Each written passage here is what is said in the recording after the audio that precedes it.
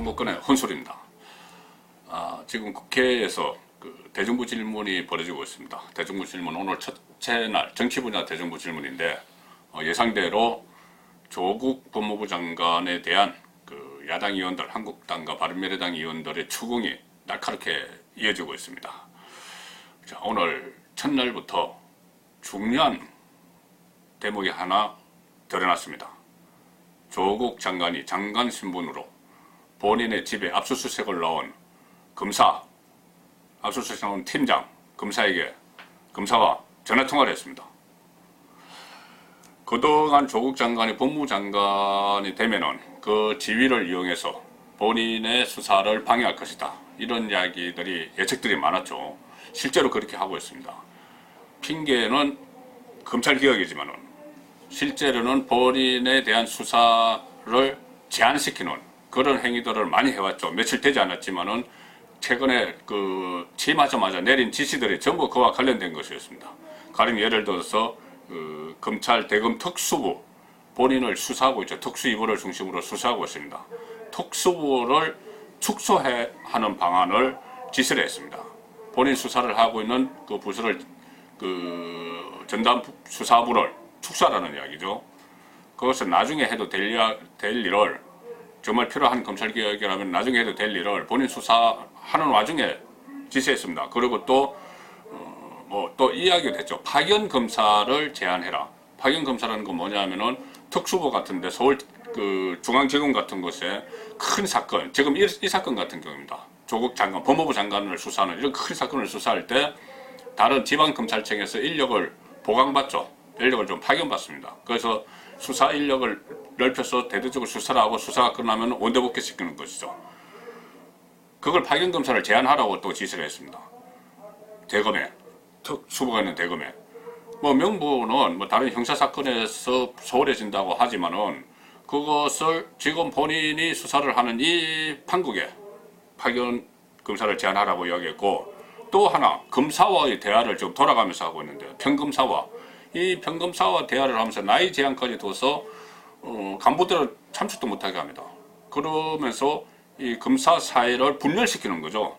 검찰 간부들과 평검사를 분열시키면서 지금 검찰 간부들은 검찰 개혁에 대해서 반대하기 때문에 나를 수사하는 거다. 그러니까 나는 당신들 젊은 검사들 편이다. 이 메시지를 지금 던지고 있습니다. 이 상황에서 오늘 국회 28일입니다. 26일 국회 대정부 질문 정치 분야에서 주강덕 의원이 이렇게 물어봤습니다. 지난 월요일 23일 날 검찰이 자택을 압수수색을 할 때, 방배동 자택, 그때 현장에 나간 검사에게 전화통화를 한 사실이 있느냐?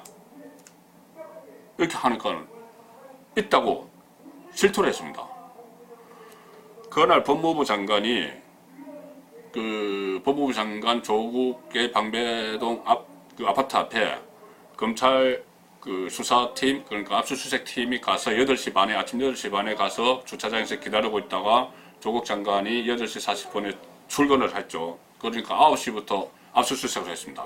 압수수색을 하니까 조국 장관의 부인 정경심 씨가 조국 장관에게 전화를 했다는 거죠. 지금 압수수색이 들어와 있다. 그러니까는 그러면서 어떻게 해야 되느냐 해서 변호인에게 전화해라 이런 이야기를 했겠죠. 서로 변호인에게 전화를 하고 좀 있다가 다시 정경심 씨가 조국 장관에게 전화를 와서 누구를 바꿔줬는데, 이것은 조국 장관의 이야기입니다.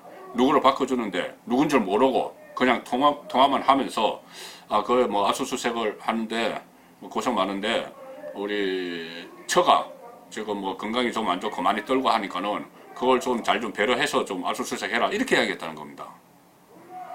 통화 내용이 그런지 아닌지도 모르겠고, 일단은 이제 첫 핑계를 계속 대는데, 그 전부터도 사모펀드나 이런 것도 다 첫 핑계를 댑니다. 어쨌든 이것도 부인의 핑계를 대면서 그렇게 이야기를 만약에 그렇게 이야기를 했다고 하더라도 이 수사팀장, 검사, 압수수색을 했던 검사팀장은 상당한 압박을 받겠죠.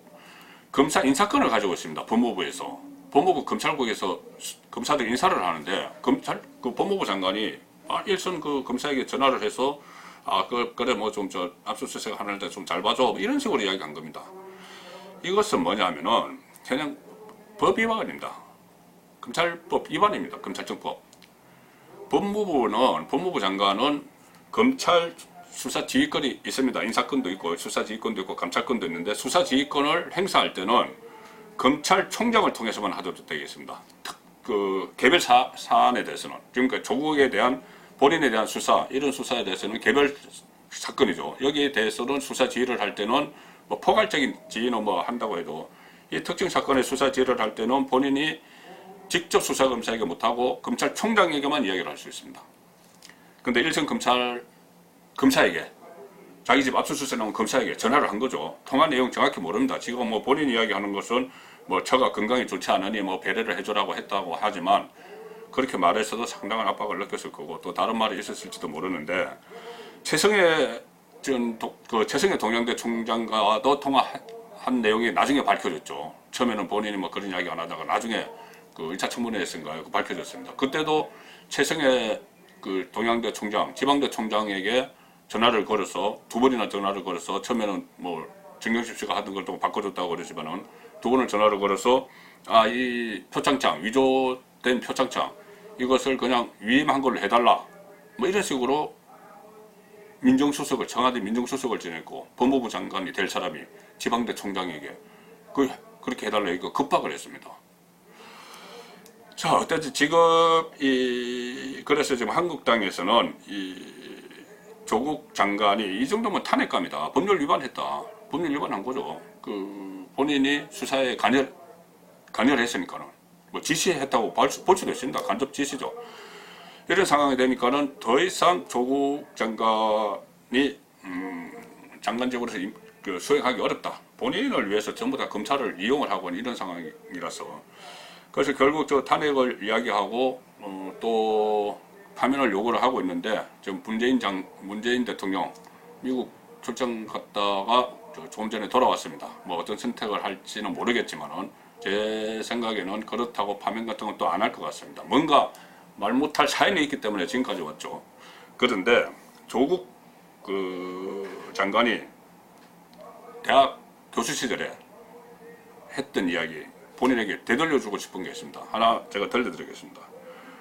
서울대 법대 교수 시절이죠. 2013년 5월 27일에 국정원 댓글 사건 수사 때문에 김용판 당시 서울경찰청장이 권한이 수사과장에게 전화를 건 사실이 드러났습니다. 그러니까 서울청장이 일선경찰서 수사과장에게 전화를 건 사실이 드러났습니다. 지금과 위치가 거의 비슷하나요? 어쨌든 저거 조국 법무부 장관은 훨씬 높죠. 훨씬 높고 일선 검사에게 전화를 한 거고 그때 경찰청장이 수서경찰서 수사과장에 전화를 한 것이 드러나니까 그때 조국 교수가 뭐라고 했냐면은 증거인멸 우려가 매우 높은 김용판을 구속 수사해야 된다.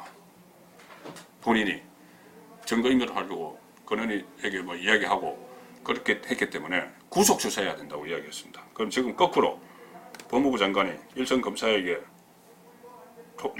통화를 해서 어쨌든 압력을 넣었으니까는 구속 수사해야 되는 게 맞지 않습니까? 성권의 혼술이었습니다.